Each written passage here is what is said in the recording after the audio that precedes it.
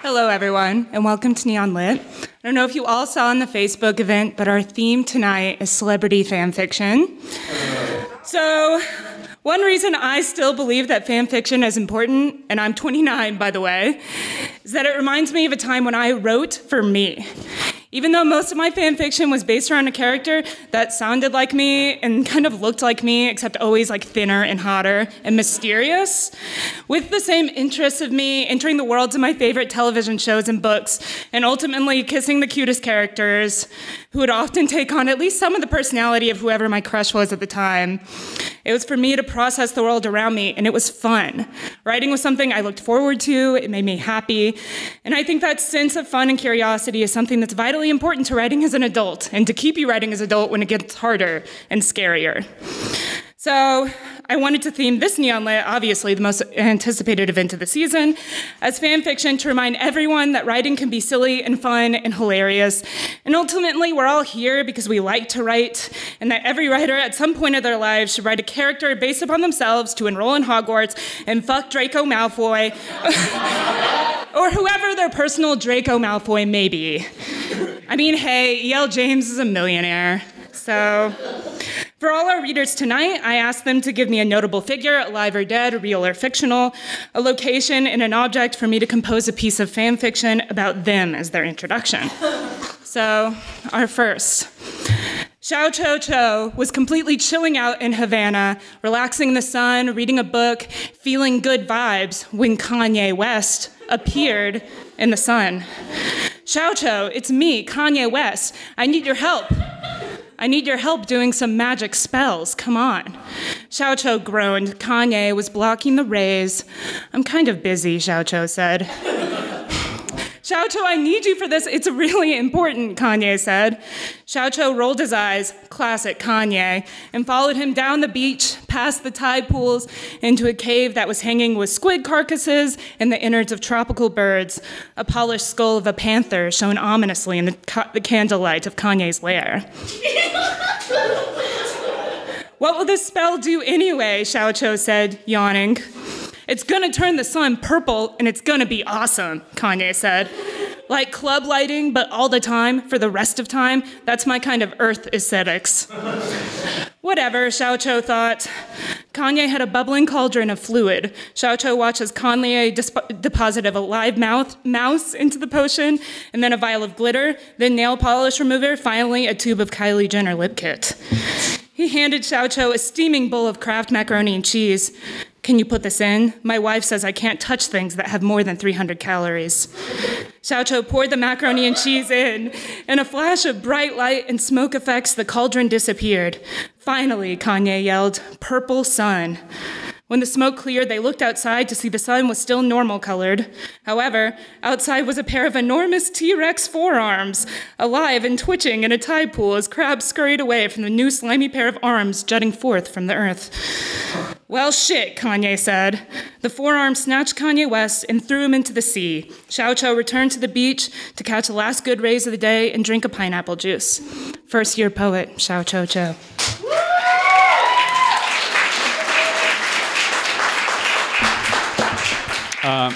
First of all, I would never reject Kanye. Secondly, purple sun, that's good. That's something Kanye would say, totally. Purple sun. Anyways.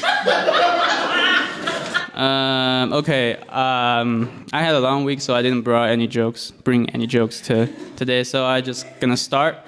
The first poem deal with sort of like the sort of over-industrialized city, the city of Shanghai. It's called In a Metro Station of Shanghai. Quote, A, as its first of letters, every speech maintains, unquote, from Tirukkural, the Tamil classic. A sequence of allotropic machinery gilded in a spectrum composition. A number 4, soaring, soaring, soaring, pass I, pushed out, alone, above alloyed longitudes. I once again awakened by atoms from above. Drop, drop, drip, drop. Insidious silence, aggregated monochromic constructions, coagulated contours of congregated eye, greeted by an old woman, a pair of red earrings. Do you need an umbrella, young man? 10 yuan each. All right. Thank you. Second one is, sorry, I had to say a lot of things before I read the poem, but the second one is sort of like, because there's been a narrative inside China now that says that this generation, the reason why this generation of Chinese young people's apoliticalness and indifference to the current situation is because that the government is too strong, they control everything, and with all the technology they control, there's nothing, literally nothing they can do. But to think about, just 30 years ago, people of the same age are marching down in the capital and doing some amazing things. So this is sort of response to that. It's called running. It comes in three parts. One, it is a fact that a baby can't run. It is a fact that a baby can't. It is not my fault that a baby can't run. It is a fact that it is not my fault, for it is a fact that one can't change a fact. And it is not a fault that one can't change a fact. So it is not my fault that a baby can't run. And I know, in fact, I am not a baby, not anymore.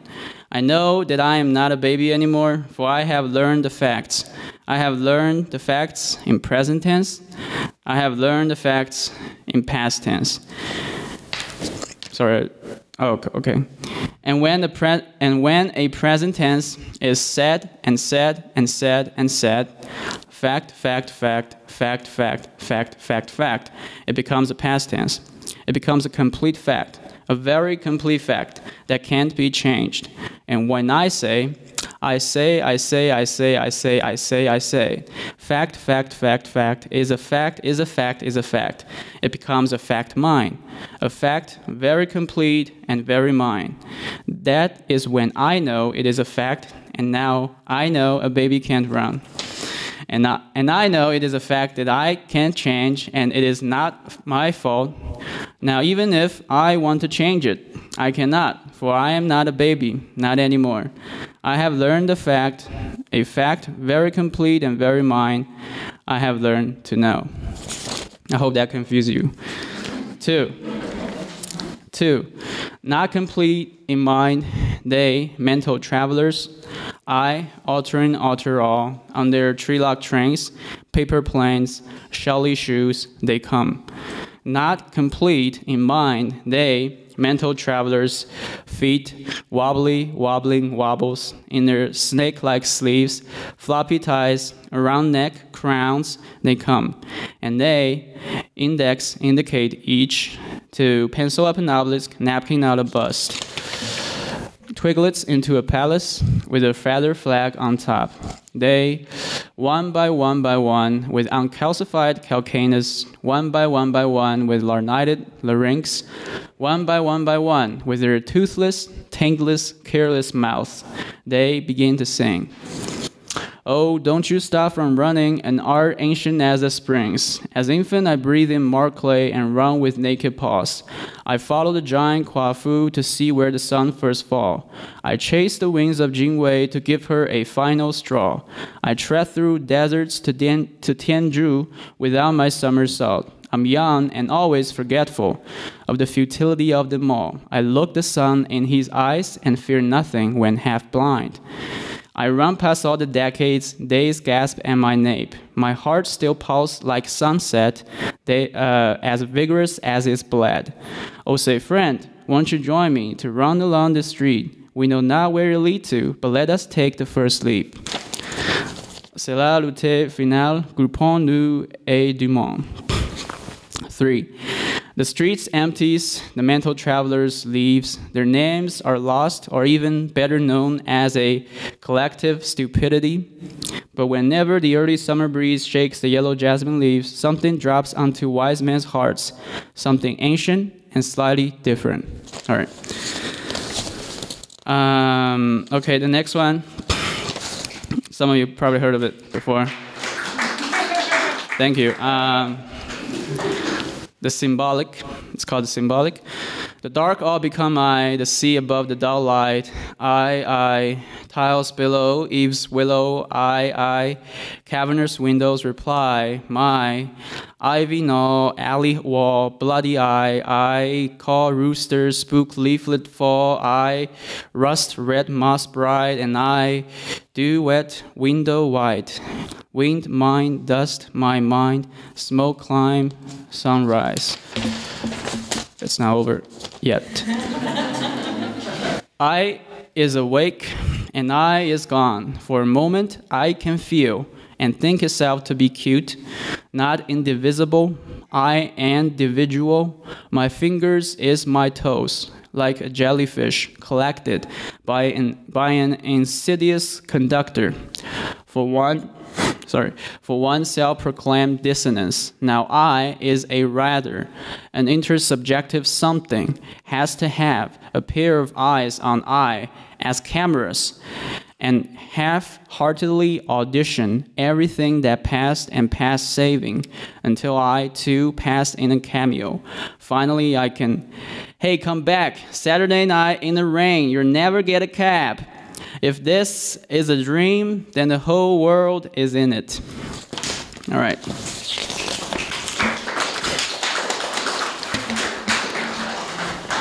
Okay, now I got 4 untitled short poems. There are 2 lines each. So, first one, the moon between pine trees, the silence between bright, cold strings.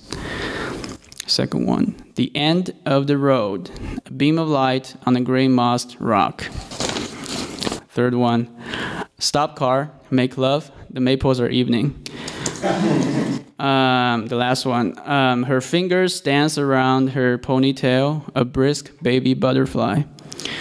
All right, this last poem, I mean, there's nothing to introduce. It's pretty explicit. It's called China. So, China, China, China, China, China, China, China, China, I'm sorry. I'm sorry I didn't take you to college with me. I'm sorry that I deemed everything contemporary of yours incorrigibly bad and read nothing in Chinese, and instead drowned myself in the alphabets. I'm sorry I wish I had learned violin instead of calligraphy as a kid, because I thought it was quite useless and no girls would dig it. I'm sorry I ridicule your characters to be outdated and too inaccurate and too troublesome and belong to an age of antiquity. They're staring at me now. I'm sorry I called our mother tongue the language of the illiterate and always felt ashamed to speak in public. I've discovered nothing else tastes like breast milk. I'm sorry I threw away a little booklets on socialism, moral conduct, ethics. I thought it was just propaganda and had nothing to do with nothing. I'm sorry I didn't trust you. I thought the dude who drove all the way from the mountain just to offer a lift must be up to no good. He just wanted his hometown to be known. I'm sorry for calling your economic success superficial and cosmetic. I never worked in those construction fields, so I may never know their toil. I'm sorry for calling you monotone and joked about how 1 billion added up to 1. Xi'an, Chongqing, Wenzhou, Guangzhou, Dongbei, Wuhan, Xiamen, Shimen, the little towns whose characters I cannot even pronounce. You are a universe. Boy, I wish you yourself knew that. I am sorry for mocking you not having a tradition of religion, but a tradition of destroying them. You just have your own way to sustain them. And they are very much alive today. Boy, I wish you yourself knew that. China, I'm sorry for always being too hard on you. I'm sorry for always bugging you about this and that, universal values, unachieved standards, lofty principles. I know all you ever wanted was just to settle down in your hut with a farm. That's what you've been calling happiness for 4,000 years. China, you have been envied, mistrusted, divided, turned against one another, and united again. You have been warred against, trampled upon, destroyed, smashed into pieces, and revived again. It seems nobody ever likes you or understands you, China. See, we two are very much alike. It occurs to me that I am China. I'm talking to myself again. I am China. I'm the broken yoke that wardens the farm in Yunnan. I am the rusted rake that gazes at the sky in Sichuan. I'm the city lark that wakens by the artificial lights and sings nothing. I'm the uncultivated root. I'm the unrooted culture. I am August half-dried seed that awaits the rain. I am November's dangling leaf that yearns for wind. I am the snow lotus sleeping under the Himalayas and dreams nothing. I am the unenergized imagination. I am the unimagined energy. I am the rosewood sawdust under the Chanel oiled nails. I am the golden paint on Emperor Chongzhen's tombstone. I'm the round den on the varnished Chan Street benches. I'm the unmistakable faces. I am the ineffaceable mistakes. I am the monsoonal droplet raining on unfamiliar constructions.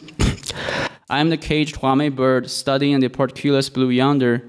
I am the auto-tuned chimes that I am the auto-tune that chimes the lost chapters of Confucius. I am the undreamed reality. I am the unrealized dreams.